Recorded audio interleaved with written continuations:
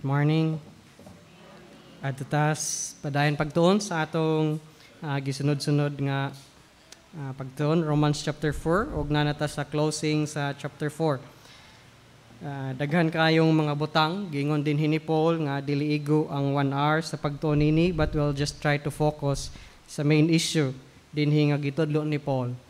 Nga main issue dinhi nga section 18 to 25. Ang pagkamatarong naangkon ni Abraham tungod kay ning believe siya sa Dios. Ug ang Dios masaligan mo nang gituuhan ni Abraham ug mo nang nadawat ni Abraham ang promise. But for now, let's read first again patukuranan sa mensahe ug akong basahon sa New King James nga version. Sa ubos na Bisaya, kung gusto mo Bisaya, basaha lang ang ubos nga part, Bisaya nga version. Righteousness by faith for Abraham and for us. Napod na mention sa ubos nga verse nga ang righteousness by faith gisuwat dili lang para kang Abraham, nahisulat ka na kay para man na sa tanan. Okay. So let's read again. Who contrary to hope, in hope believed. Short ang pasabot niya na bisag wa na ipaglaom ning laom gihapon siya, so that he became the father of many nations, according to what was spoken, so shall your descendants be. And not being weak in faith, he did not consider his own body already dead, since he was about 100 years old, and the deadness of Sarah's womb. He did not waver at the promise of God through unbelief, but was strengthened in faith, giving glory to God, and being fully convinced that what he had promised, he was able to perform, and therefore it was accounted to him for righteousness. Now it was not written for his sake alone, but that it was imputed to him, but also for us. It shall be imputed to us who believe in him who raised up Jesus our Lord from the dead, who was delivered up because of our offenses and was raised because of our justification. May the Lord bless the reading of His Word. Let us ask God for wisdom. Father, we thank you so much for this beautiful morning and for this opportunity to learn from your Word. Lord, gisalig kanimo ang among kasing-kasing sa labutan panabot. Ikaw ang magapalapad niini, ikaw magahatag ka na mog nung kaalam, ug dugang pagsabot, aron among masabtan ang imong pulong, sayano lamang nga pagi. Help us, Lord God, nga pinaagi niini, maligon ang among pagtug, pagsalig kang Ginoong Kristo, nga siya lamang ang maluluwas ug siya lang makaluwas kanamo. Nga ang pagkamatarong, among madawat, pinaagi sa pagtuo, dili pinaagi sa pagkarelihiyoso. Kining tanan o Dios, among giampo, pinagi lamang sa ngalan ni Jesus. Amen. Now, ang chapter 4, the whole chapter 4 sa Romans, is paagi ni Paul pagpakita og usa ka tinuod nga illustration sa pagtulon-an nga righteousness by faith or justification by faith. Din gi-criticize na sa uban, ilang gi-criticize si Luther og usa sa main character nga usa sa nag-champion nining doctrine mo na si Luther, justification by faith. Gikan na sa Romans, pagbasa ni Luther sa Romans, dito siya na nabuksan ang iyang hunahuna. Kay bisan pagrelihiyoso kay siya, naagihapon siyang kasing-kasing hawang para niya di gihapon kumplito. Para niya di paghapon siya feel og luwas, di pa siya matarong. Pag-read niya sa Romans, and just imagine, wala pa electricity adto nga time. Si Wesley mo dito. Si Wesley nag-study pod sa kang Luther nga teaching. Pagbasa niya sa Romans, dito na nahibawan, maangkon dahil sa tao ang pagkamatarong sa Dios pinaagi sa pagtuo. It's not religiosity.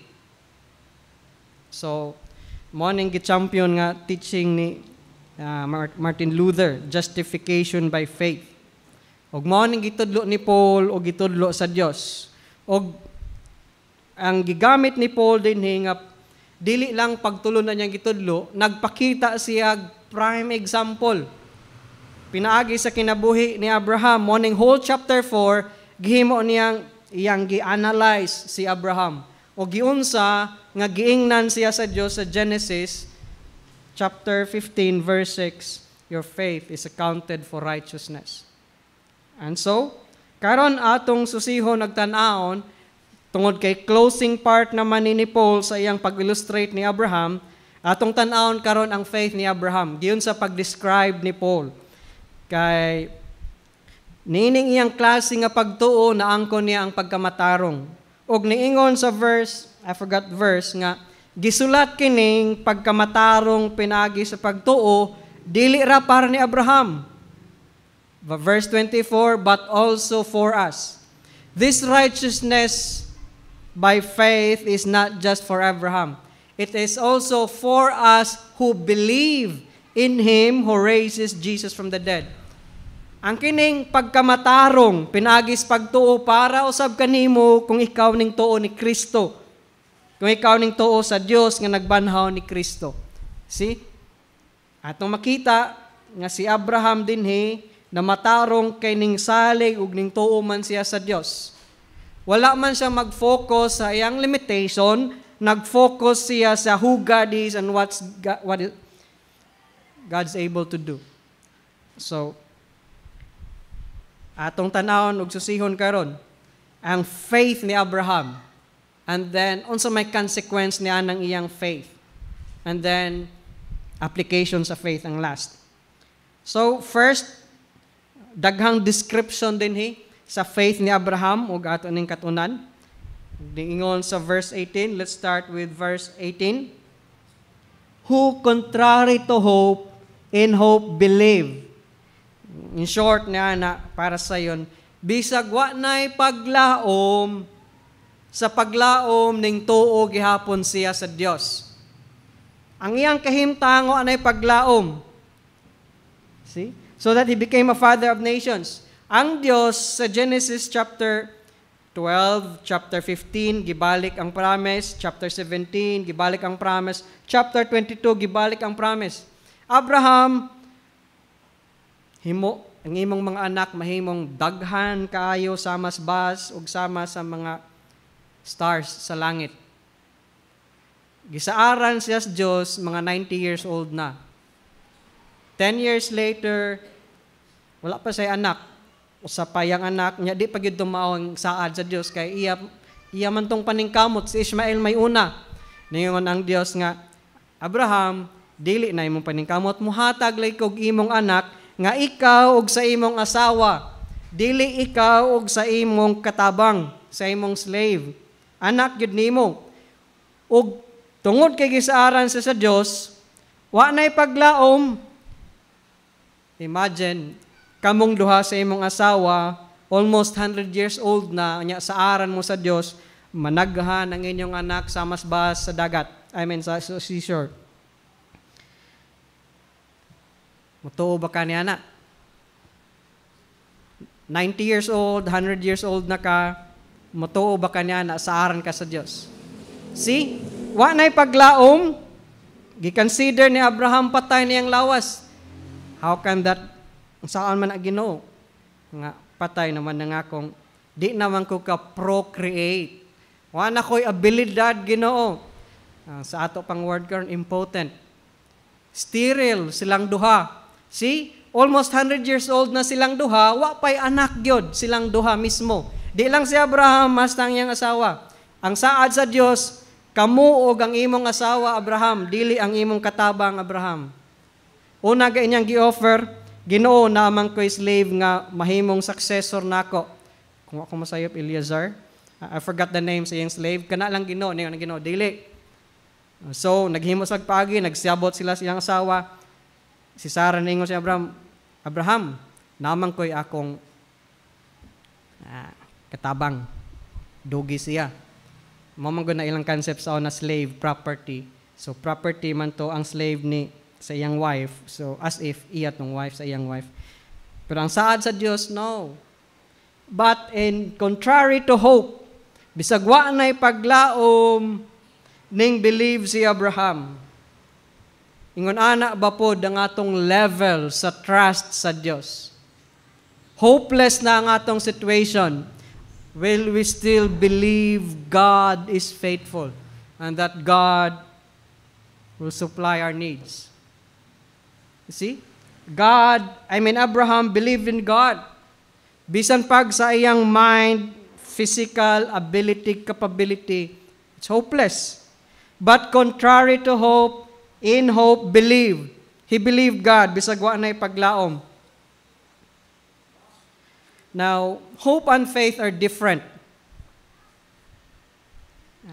Tingali, kay Bamwana, unsay kalahian. It's just simple. Ang hope, mo nang desire nato nga naon mahitabo untang something. Natay gi-desire nga mahitabo, so ning hope ta. While ang faith is the confidence nga mahitabo ng something nga atong gi-desire. Mo nang faith. Ang hope, nalang tayo gitinguha, mahitabo unta ni. Naglaom ta, mahitabo unta ni. Ang faith, confident ka nga mahitabo ni. Mo na'y kalahian sa duha. In hope, he believed. He was confident, mahitabo ang saad sa Dios nga ang iyang anak daghan sama sa bus. Ug tungod kay ning believe si Abraham, mo nang gitawag siya so that he became. See, usa sa consequence na iyang faith, he became a father of many nations according to what was spoken. And this is the promise of God, Dios, so shall your descendants be. That's a quotation from Genesis 17. He believed God. Ang mahitabo na. Ug mo nang natinuod yun, nahimo siyang father of many nations. The Jews are all over the world. The mga Muslims, Arabs. Kaliwat ni Abraham ang Arabs. Sa Ishmael nga side, dili sa kang Isaac nga side. See? And then, father of many nations, those who exercise faith, anak pod ni Abraham. So mo nang nahimo siya og natinuod yun ang saad sa Dios. You see? Thousands of generations of years. Nagsaad ni Abraham, you will be the father of many nations. Until today, Abraham is still talked about. He's still the father of many nations. The father, the leader, the head of all those who believe in God. Kita, kung ningtuo pud ta sa Dios, sama ni Abraham, then nahimo na tong amahan si Abraham, na related ta ni Abraham. So, usa na sa gitudlo ni Paul. So, morning usa sa pag-describe sa pagtuo ni Paul. Wa na'y paglaom, pero nung tuo siya, og ning laom siya sa saad sa Dios. Ug mo nang natuman ang saad sa Dios, kay ning tuo man siya. O later on, mo nang consequence, gi-account righteousness kanang iyang pagtuo. So, usa ka description kini sa faith ni Abraham.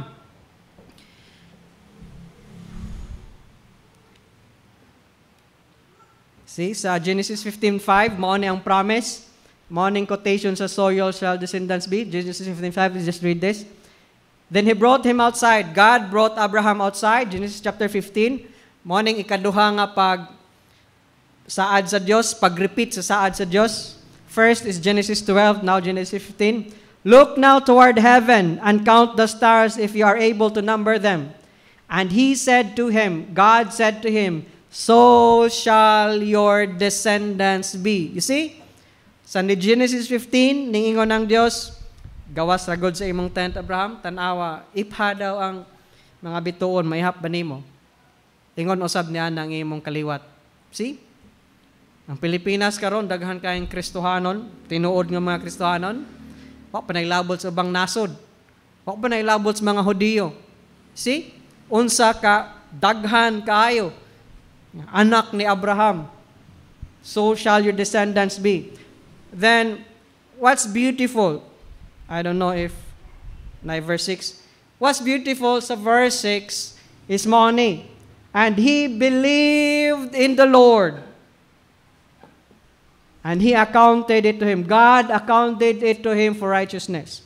God accounted Abraham's faith for righteousness. But pasabot, gigrantan si Abraham og pagkamatarong sa Dios kay si Abraham ning believe man sa Dios nga matuman ang saad sa Dios. See? Mo ning gibasihan ni Paul pagkamatarong pinaagis pagtuo. This justification by faith is not a new doctrine. Dili ni doktrina ni Martin Luther lang. Dili ni doktrina ni Paul. Old Testament times pa, mauna na ang paagi sa Diyos. This is Genesis, the first book of the Old Testament. Genesis 17. And he believed in the Lord. Pagingon sa Diyos, sama anak kadaghan sa bituon ni mga anak Abraham. Og si Abraham ning believe ni Jehovah. And God accounted Abraham's faith for righteousness. Gitagaan sa pagkamatarong nga gikan sa Dios. Pagkamatarong nga wala ni Abraham. The same for us today. If we will believe Him, bisan pagpara sa atong hunahuna o sa atong logic, impossible, Lord. Hopeless, there's no answer, there's no solution to my problem, Lord. Believe in God. He will give you righteousness. Righteousness, nga wa nato, kundi righteousness nga gikan sa Dios. Kana nga righteousness, mo'y makadala nato sa langit, mo'y makahimo natong fit for eternity. Without that righteousness, di ta kaadto sa gingharian sa Dios, di ta kaadto sa langit. Ug sa unsang paagi nahimong matarong na dawat ni Abraham ang pagkamatarong, wa siya magrelihiyoso, wa siya ritual gihimo, wa siya ceremony gihimo. He believed in the Lord. Sadly, daghay mga tao nagtuo nga pinagis ilang kaugalingong paningkamot. Simba ko karon para ibanan akong sa matarong atubangan sa Dios. Muhatag og 1 million, magpaampo ko para sa kong kalag. No. Wa na gitudlo sa Biblia. Di na insakto. Wa na gitudlo. Sukad pa sa Old Testament, hangtod sa New Testament, hangtod karon, because our God does not change. He is immutable, unchanging God. Righteousness by faith. Another word for righteousness is justification. They're synonymous na sila. Made right, kanang justify, gimatarong ka. So you see, because he believed, he received righteousness from God. Now, another description, let's go back to Romans. Another description sa faith ni Abraham, verse 19. And not being weak in faith. So imagine sa mga saad sa Diyos, kung magduha-duha ka, dili na tinuod imong faith. While na I struggle si Abraham, mas iyang gipili ang mosalig sa Dios. Dili bot pasabot nga perfect na si Abraham. Naapon siya yung mga struggle. We'll see later on. Tungod kay pag-ingon sa Dios, Abraham, tagaan ta kag anak daghan kayo. Unsay unang reaction ni Abraham? Hingkatawa siya. So, ang bot pasabot lang niining not being weak in faith. Pag sa iya ng pagdebate sa iyang kaugalingon, mas ning pili siya kanunay nga musalig sa Dios. Dili bot pasabot yan ng strong in faith, dili na ka murag mo question, naay gamay, pero mas pilion pa nimo nga musalig sa Dios kaysa magduha-duha. So nagyapon sa verse 20, synonymous being strengthened, but was strengthened in faith. See? Same thing. It's just a negative statement o positive statement. Not weak in faith, but strengthened in faith, strong in faith. So that's the same. Weak obviously means without strength.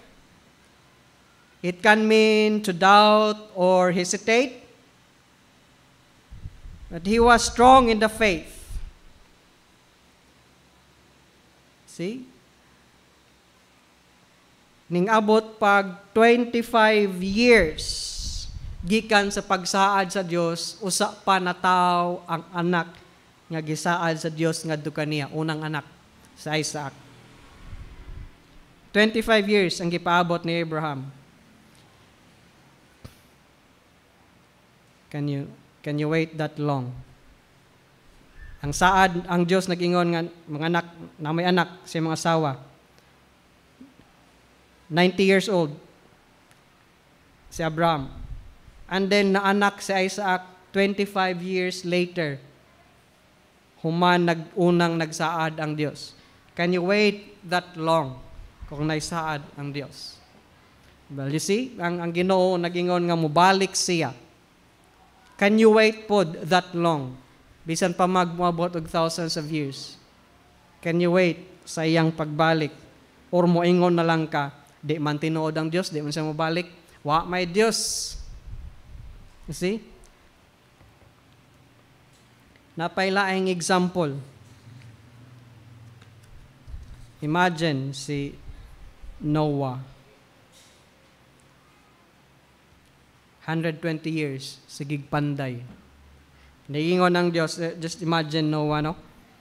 Noah, pag himo og arka, boat, kay akong pauwanon. Adto nga time, pag-ingon sa Diyos, ang kalibutan, pagyud ka experience og rain. Tingali, kung permero pa nag-ingon ng Diyos nga, muuwan, dasig kay kamo panday. Og moabot og 50 years na, wa pay uwan. Padayon pa bakag panday. Noah. Unya, aside pa ni Ana, ang mga tao, sige, ridicule na mo. Naunsa man nas Noah. Muuwan nga, unsa man ang uwan, may uwan. Unya nga nang maghimog arka, nga na mas jungle, nga nang wa mas dagat, naghimog arka. With that everyday criticism, padayon pa ba ka? Ug salig sa Dios. Pero si Noah og iyang pamilya naluwas because Noah believed God. Pag-abot og 100 years, wa pay uwan, mo padayon pa ba kag panday? Mutuo pa ba ka sa Dios? Di ba ka mo question sa Dios? Di ba ka maingon, na by Dios tinuod bang Dios? Kay ning abot ang 120 years na. So mga igsuon, kung nay gisaad ang Dios, matuman gyud kana. Dili sa atong time frame, sa time frame sa Dios. Ang time frame sa Dios, beyond time man siya, di man siya sama nato. So you see, naluwas si Noah, the same with Abraham because they believed God.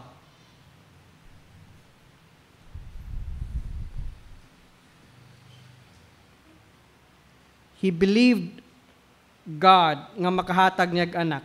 Nya paghatag pagyud niyag anak, another test na pod ningabot na sa Isaac, ningon pagyud ang Dios nga Abraham, i-offer si Isaac, ihalad siya.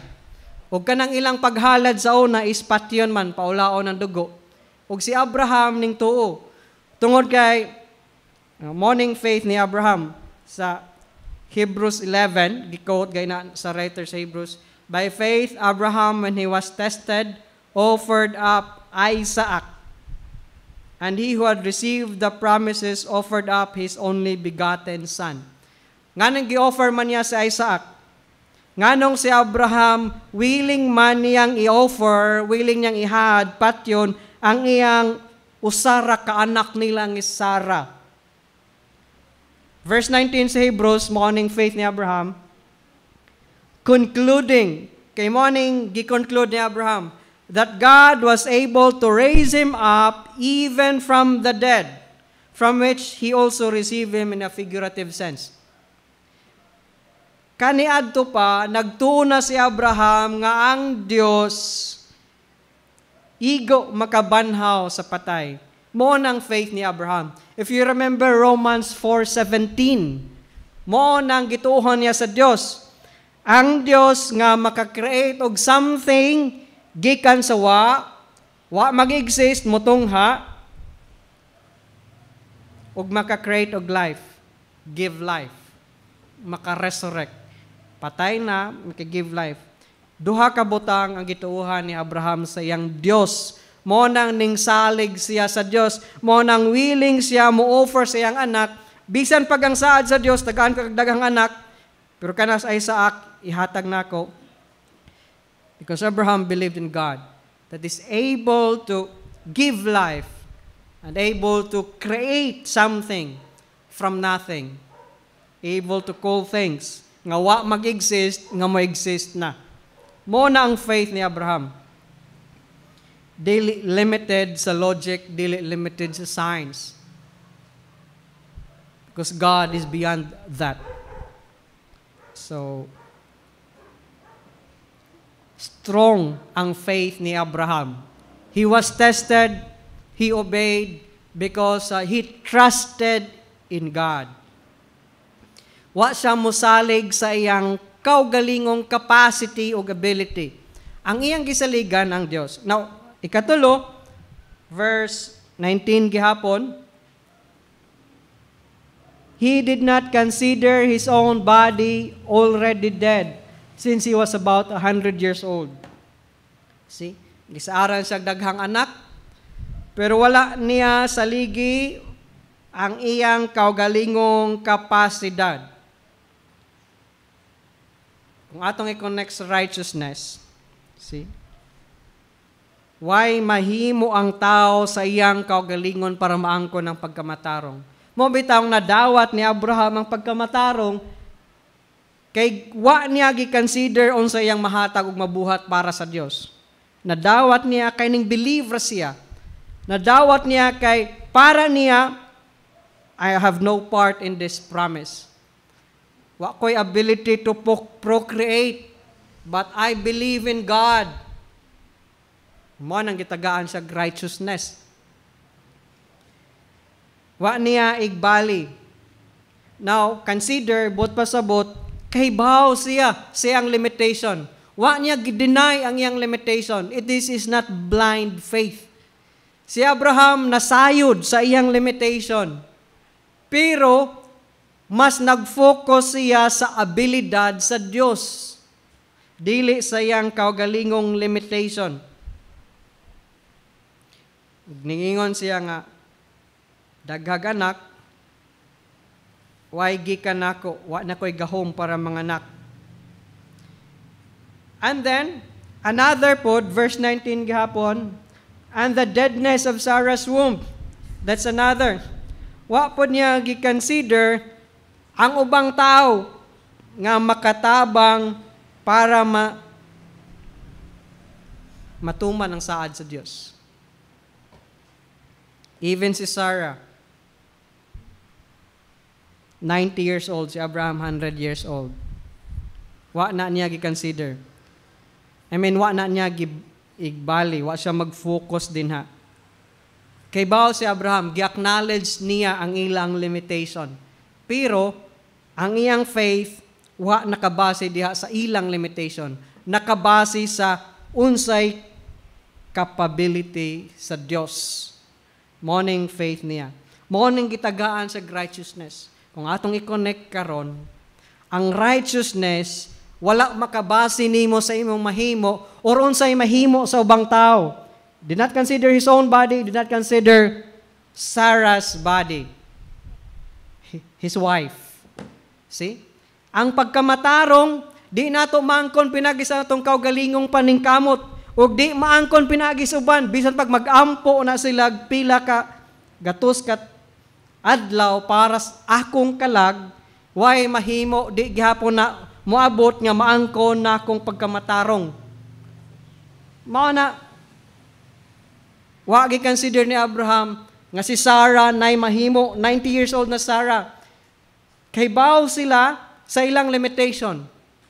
Pero wa nakabase ang ilang faith din ha. Iyang faith diha. iyang gibasihan ang abilidad sa Dios ug ang saad sa Dios. Kana nga klase nga pagtuo. Ug sa ato pod saligi ang Dios para sa kaluwasan ug pagkamatarong. Kay way mahimo ka ug way mahimo ang ubang tao para sa imong pagkamatarong. Now another.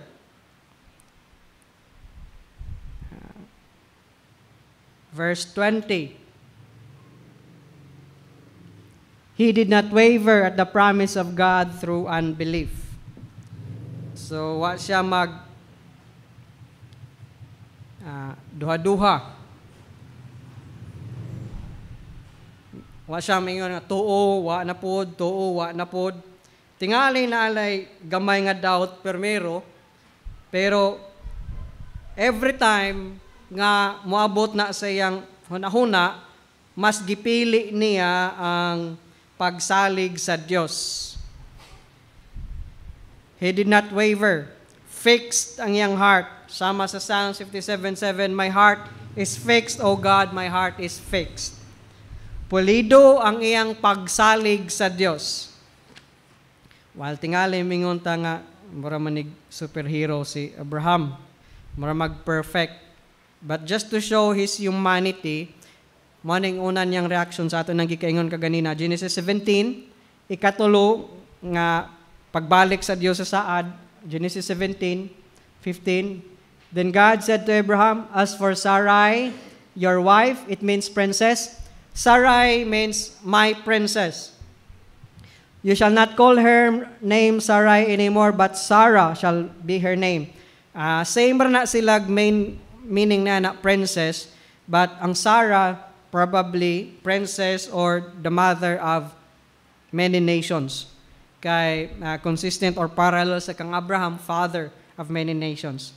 From Sarai, my princess, to everyone's princess, Sarah. Then verse 17, then Abraham fell on his face and laughed. So sa pag-ingon og laugh, tingali mo na gamay nga duha-duha. Although wa gid siya modwell ni ana, mas gipili pa niyang mosalig sa Dios. See? Abraham laughed and said in his heart, shall a child be born to a man who is 100 years old? And shall Sarah, who is 90 years old, bear a child? Sayang kaugalingon ning katawa siya ningon makaanak pa pagkaaming 100 naman ko unya nga akong asawa 90 anyos naman. Nay gamayng pagduha-duha.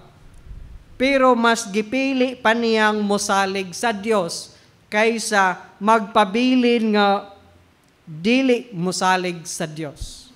So mo nang gingon din ni Paul, did not waver. Wa gyoy higayon nganing pili si Abraham nga di na lang kumusalig nimo Ginoo. While naay gamay nga doubt pero wa siya madwell din mas gipili pa niyang musalig sa Dios. So you see?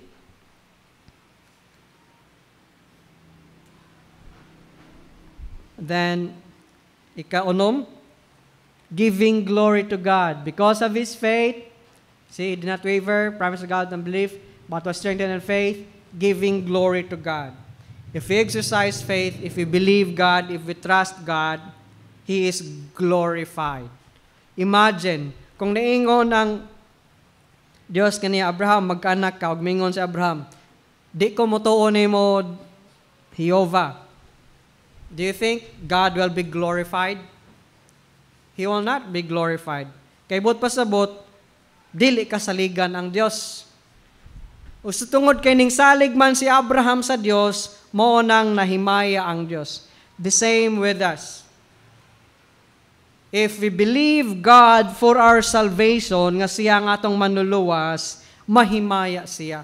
Ug mao nang design sa Dios sa kaluwasan. Siya ang mahimaya. Ug mao nang grace, dili works, kay pinaagi sa grace, siya man ang mahimaya. Kaya ang tao mingon man, Ginoo, salamat sa imong grasya, naluwas ko. Ug mahimaya ang Dios ni ana. If we believe Him, then God will be glorified. if we believe that God raised him from the dead, God will be glorified. If you will not believe God, if you will not believe Jesus Christ, then He is not glorified. Di siya mahimaya. Ibot pa sabot kung mutuo ta, ato mangi-acknowledge, O Dios, kasaligan kagayod nga Dios. Angay kang saligan, tuo ko nimo. So mo nang siya mahimaya, siya malipay. Imagine kung imong anak mingon, di kung mutuo nimo pa, malipay ka kani anak. Kung ang imong anak, kung permi ka musaad niya, o niya, permi po niya reply, di man kumutuo. Malipay baka ka kung kanay permi response sa imong anak. The same with God. Kung di ka mutuo sa Dios, kung di ka mutuo ni Kristo, nga gipadala sa Dios, di pod malipay ang Dios. You see? Now, last sa description sa faith ni Abraham, verse 21. Being fully convinced that what he had promised, he was also able to perform. You see? Abraham was fully persuaded, fully convinced, nga wala na'y doubt, nagpabilin, nga ang Diyos igo makahimo makatuman sa iyang saad. Certain sa kasing-kasing ni Abraham na ay tinuod nga conviction. Wa siya maglaom sa iyang kapasidad, nag-acknowledge siya sa iyang kapasidad, pero convinced siya sa abilidad sa Diyos. Complete ang iyang paglaom o pagsalig sa Diyos. Mo nang hope contrary to hope. In hope he believed. Bisag wa na'y paglaom, ning laom gyapon siya, ning tuo siya sa paglaom. Wa siya mag duha-duha, strong ang iyang faith. Naghatag siya kalipay ug himaya sa Dios. O lig-on ang iyang pagsalig sa Dios. Mao na nga faith. Mao na nga klase nga faith gi-exercise ni Abraham. Ug mao nay angay natong sundugon. Ug tungod niya na nga klase sa faith, unsa may consequence? Unsa may na-receive ni Abraham? Verse 22. And therefore, you see, the word therefore, because of those descriptions sa pagtuo, mao ni karon ang conclusion. Mao nang word nga therefore diha. Tungod adtong klase nga pagtuo ni Abraham, conclusion, therefore, it was accounted to him for righteousness. Gigrantan siya, gi-impute, gitagaan siya og pagkamatarong nga gikan sa Dios. In simple words, kaluwasan. That's the same. Kay kung i-justify ka, himuon kang righteous sa Dios, luwas man ka. But pasabot niya ng righteous nga, you're no longer guilty. You're acquitted. You're forgiven. Mo na sa hukmanan. And then, accounted to him for righteousness, that's legal transaction. Sama na nga nas kurte. Gideclare na sa Abraham nga, acquitted, forgiven. The same with us. Tungod kay forgiven naman si Abraham, made righteous, dili na silutan sa angay nga silot. And the same with us. If we believe God, if we exercise faith, sama sa kang Abraham, pulido nga pagsalig sa Dios, nga ang Dios igo makatuman sa iyang saad, then ang Dios pod muhatag, mo grant kanato niya ng pagkamataro. Mo declare ang Dios, lipay ko nimo, tagaan takag pagkamatarong kay ning believe man kanako. So di na ka silutan sa walay katapusang kamatayon nga angay unta nimo. Forgiven na ka. So mao nang equivalent sa kaluwasan kung nakay pagkamatarong. See? Therefore, accounted to him for righteousness. Because of his faith, God gave him righteousness. Pinagi sa atong pag-believe, madawat nato ang gift nga iyang gi-offer. God gave him righteousness. righteousness nga wa nato daan, nga wa ni Abraham daan, nga dili maangkon pinagis pagpaningkamot kundi gift gikan sa Dios. Madawat pinagi sa pagtuo. Sa igsuon, morning gihimong example ni Paul dinhi. Pagkamatarong pinagis pagtuo. Sukad pa sa kaniadto mauna ni ang paagi sa Dios. Mao bitawng ning abot sa panahon nga ning abot si Kristo ug nagpakamatay si Kristo para kita mutuo niya nga siya manluluwas. Kung mutuo ta, madawat natong kaluwasan pagkamatarong kapasayloan sa sala. Ikatulo ang application. Bot pa sa bot, dili lang kutubra ni Abraham kaning pagkamatarong. Verse 23 to 24, morning gingon. Now it was not written for his sake alone. Gisulat ni, dili lang para kang Abraham lang. That it was imputed to him. Na dawat niya, nag-grant niya ang righteousness, nasulat na nga nag-grant sa iya ang righteousness, dili lang kay para ra sa sake ni Abraham. Unsay gingon sa verse 24, but also for us. You see? This principle of justification by faith is not just for Abraham. It's not just for the Old Testament. It's even for us. Morning principles of Scripture. Gisuwat for us. Not to us, but for us. Para nato. See?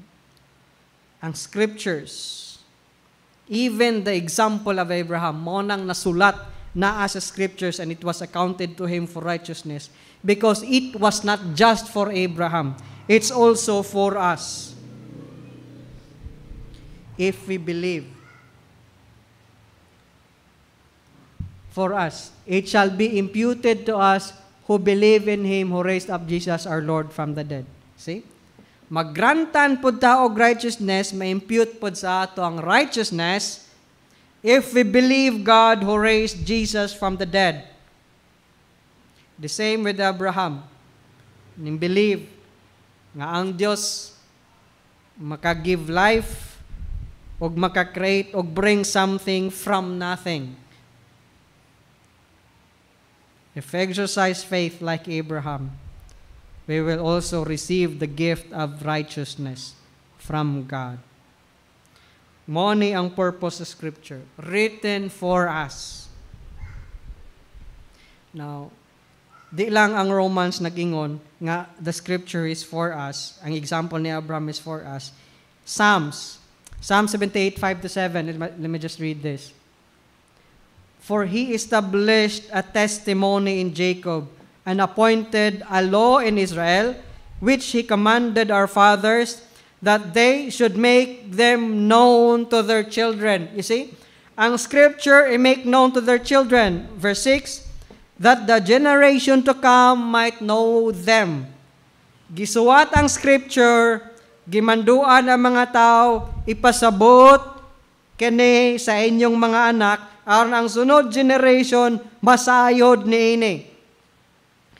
The children who would be born, di lang inyong anak, hangtod pas anak nila, that they may arise and declare them to their children, hangtod mga anak, ang inyong anak. Verse 7, that they may set their hope in God and not forget the works of God, but keep His commandments. You see?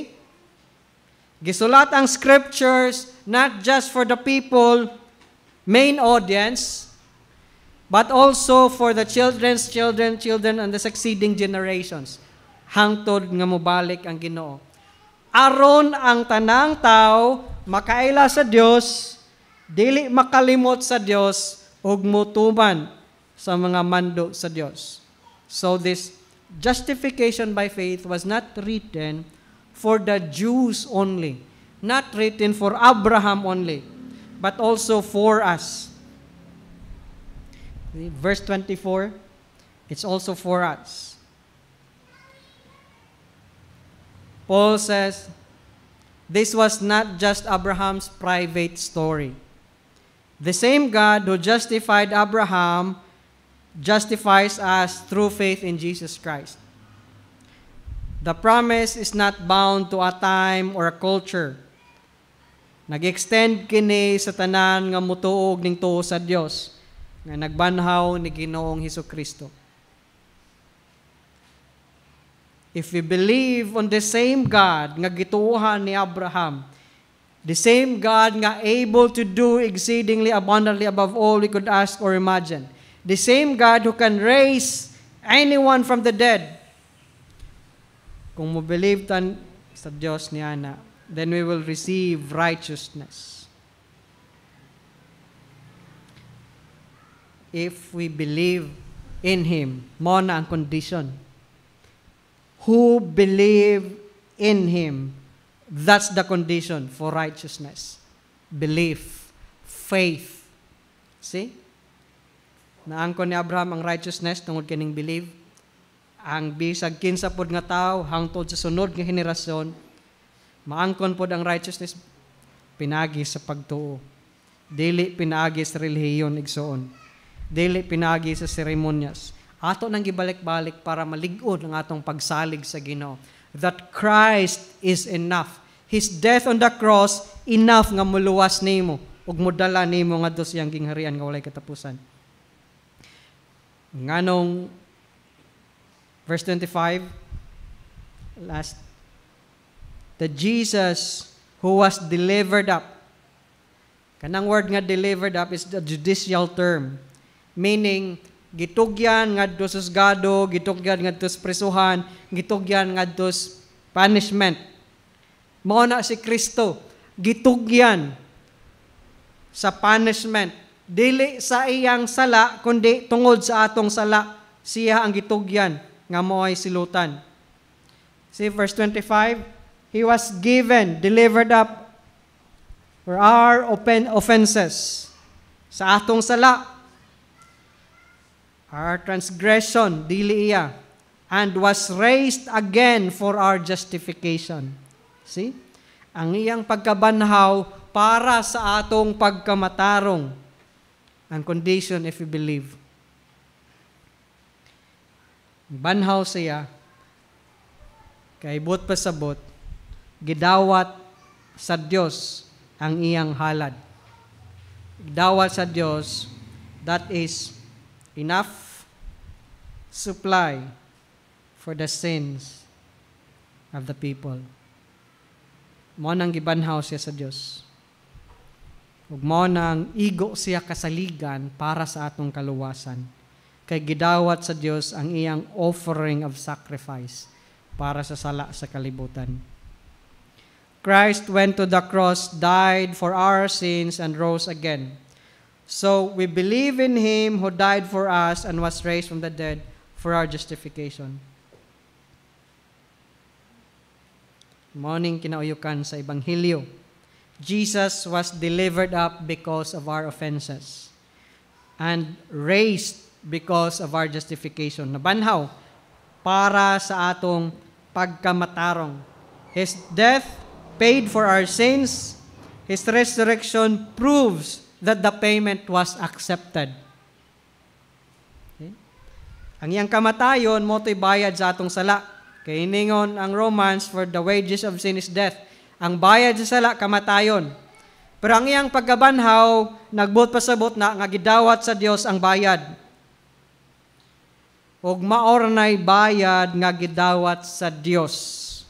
Og mao nang kita dili kabayad para sa atong sala og kaluwasan, kay ang gidawat ra sa Dios ang gibayad raman ni Kristo.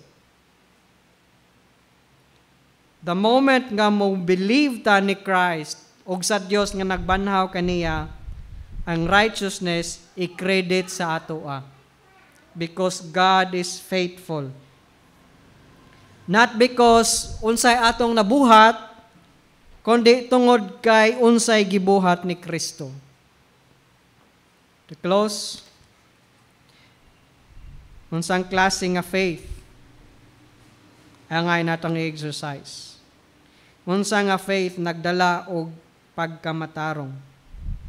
Think of it. Hopeful against hope, hoping against hope. The kind of faith that saves is the kind of faith that says, Ginoo, wa ko'y kapasidad sa akong kaugalingon. Wa ko'y mahimo ang uban para sa akong kaluwasan. Sama ni Abraham, I'm dead, my wife also physically dead para procreate in reference to procreation. We're both dead. We're impotent. We don't have the capacity. Acknowledging nawa sila sa ilang kaugalingong kapasidad sa kaluwasan para matuman ang saad. The same with us. Ginoo, wa ko'y mahimo sa akong kaugalingon ug ang uban pod para sa akong kaluwasan. Mo nang musalig ko nimo, akong isalig kanimo ang akong kinabuhi. Luwas ako, kaloy iko, luwas ako. The same ni Abraham. And we have every reason to put that faith in our God. Diba? Naidaghan kayong rason nga angay masiligan ang Dios. Tungod kay ang Dios nagbanhaw ni Kristo gikan sa mga patay. Munang gamhanan ang atong Dios. Igo usab makaluwas nato. Abraham's faith was not heroic because he was special. It was heroic, it was good example because his God is faithful. Dili tungod sa faith ni Abraham, kundi dili tungod kay faithful ang Dios. His example shows us that saving faith looks away from self, away from circumstances, and fixes entirely on God's promise. This faith justifies us, sustains us, and keeps us until the day we see the fulfillment of every promise in Christ. Kung ang imong sitwasyon karon hopeless, hinumdumi, ang Dios nga naghatag og anak ni Abraham, even though physically dili na capable si Abraham, is the same God, powerful enough to change your situation, to rescue you, to give you salvation. Saligi siya. Hatagi siya himaya. Rest in His promise. Kay kasaligan ng Diyos, mutuman sa iyang mga saad. Kung wala pa ikaw madugtong karon, kung nagsalig pa ka sa imong kaugalingon o sa relihiyon para sa imong kaluwasan, dawata si Kristo, ilha siya, angkuna siya, ing na Ginoo. Akong giangkon, ako'y mahimo para sa akong kaluwasan. Kaloy iko, luwas ako, ikaw ang akong manuluwas. Tuoy siya, o luwason kaniya. Kay siya mismo ang nag-invite kanato sa iyang pagingon, come to me, who all you are weary and heavy laden, and I will give you rest. Let us pray. Father, we thank you that there is rest in you. If we put our faith in you, we can rely on you. We can depend on you. You can be trusted, for you're a faithful God, you're a gracious, merciful, and loving God. Thank you for the gift of righteousness, salvation, forgiveness of sins, pinagi sa pagtuo. We trust in you, Lord God, and we rely on you. We put our faith in you, that you're able to rescue us, to bring us to your kingdom for all eternity. Because Jesus, you're our Savior. You died for our sins. We acknowledge, kami mahimo sa among kaugalingon, ikaw lang ang makaluwas ka namo. Luwas sa kami. Luwas sa Ginoo, kadtong nangita kanimo karon. In Jesus' name we pray. Amen.